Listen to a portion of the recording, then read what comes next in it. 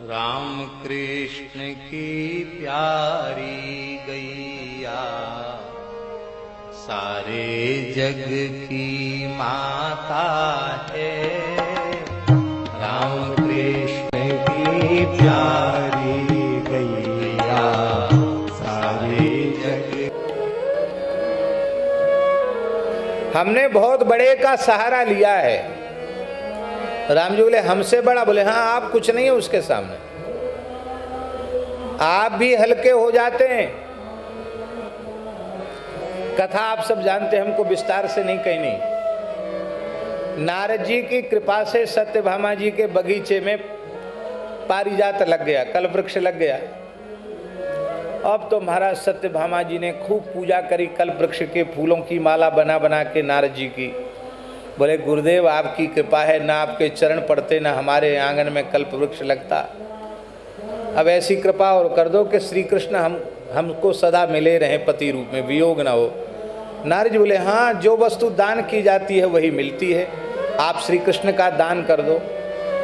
भोली भाली सत्यभामा जी बातों में आ गई नारद जी के। बोले किसको दान करें? नारद जी बोले वैसे तो हम चतुर्थाश्रमी महात्मा हैं, साधु सन्यासी विरक्त महात्मा हैं, संकल्पित दान नहीं लेते, पर श्री कृष्ण का दान कोई दे तो वो तो ले ही लेंगे, कोई उसमें हमारी विरक्ति में कोई बाधा नहीं है। सत्यभामा जी हंसने लगी। गुरुदेव आप बड़े करुणामय हैं, बताओ। दान लेने के लिए तैयार हो गए। नारद जी रहस्यपूर्ण हंसी में हंसते हुए बोले शिष्यों पर कृपा करना गुरु का कर्तव्य है, धर्म है। कोई बात नहीं, जल भी खोजने मत जाओ, हमारे कमंडल में जल है। संकल्प में बोल देता हूँ श्री कृष्ण का दान कर दो, फिर इनसे वियोग कभी नहीं होगा। सत्यभामा जी बातों में आ गई और नारद जी ने संकल्प पढ़ा। तुभ्यमहम संप्रददे कहकर जैसे ही हाथ में नारद जी के हाथ में भगवान का हाथ आया, परम कौतुकी श्री नारद जी ने वीणा तो ठाकुर जी के हाथ में दे दिया। बोले अब चलो, हमको दान में मिले हो, जहाँ जहाँ हम रहेंगे आपको साथ से रहना पड़ेगा। ठाकुर जी चल पड़े। नारद जी के पीछे पीछे सत्यभामा जी रोने लगी, महाराज क्या कर रहे हो? बोले इस जन्म में तो संतोष करो, अगले जन्म में मिलेंगे। अरे बोले महाराज अगला जन्म किसने देखा? हम सबके प्राण हरण करके आप ले जा रहे हो, कैसे महात्मा हो? बोले देखो, दाता को दान देने के बाद उसको वापस नहीं लेना चाहिए, नरक में जाता है। बड़ा धर्म संकट, अब क्या हो? नारद जी बोले देखो, इतने लोगों को रुला करके तो हम नहीं ले जाएंगे।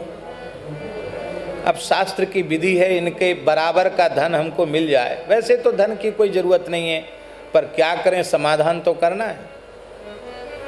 सत्यभामा जी के पिताजी सत्यजित मणि लेके आए थे ना सूर्य नारायण से, 8 भार सोना देती थी, बहुत सोना था उनके पास। बोले भगवान का भजन जितना होगा उससे 10-20 गुना ज़्यादा सोना तोल देंगे, पर सारा स्वर्ण रख दिया, रत्नादि रख दिए, भगवान की बराबरी ये प्राकृत धन कैसे कर सकता है?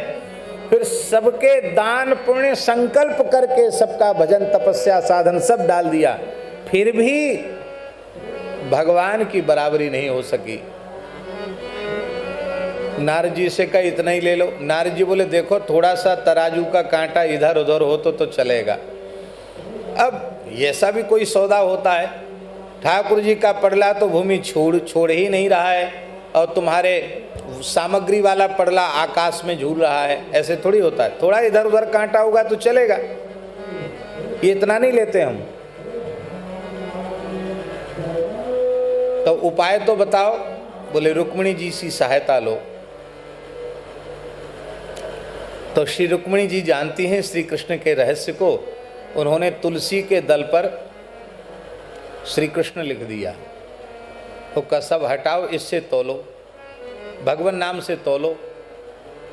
अब महाराज जी सब हटा दिया, और सब लोग हंस रहे थे कि रुक्मिणी जी क्या करी, इतना छोटा तुलसी का पत्ता उस पर श्री कृष्ण रख दिया, ये क्या तमाशा कर रही है, इतने मोटे तगड़े भगवान कैसे तुलेंगे? पर आश्चर्य, जैसे ही वो पत्ता रखा गया, ठाकुर जी का पड़ला तो ऊपर झूलने लग गया, और भगवान नाम वाला तुलसी दल वाला पड़ला भूमि से चिपक गया। नारद जी बोले इतने हल्के को लेके हम क्या करेंगे, इतने हल्के को तो तुम ही रखो, इतना भारी सर्वात्म स्नपनम परम विजयते श्री कृष्ण संकीर्तनम, तुलसी दल को मुख में पधराया और वीणा बजा बजा कर नाचने लगे। श्री कृष्ण गोविंद हरे मुरारे, हे नाथ नारायण वासुदेव। श्री कृष्ण की प्यारी गैया, सारे जग की माता है। राम कृष्ण की प्यारी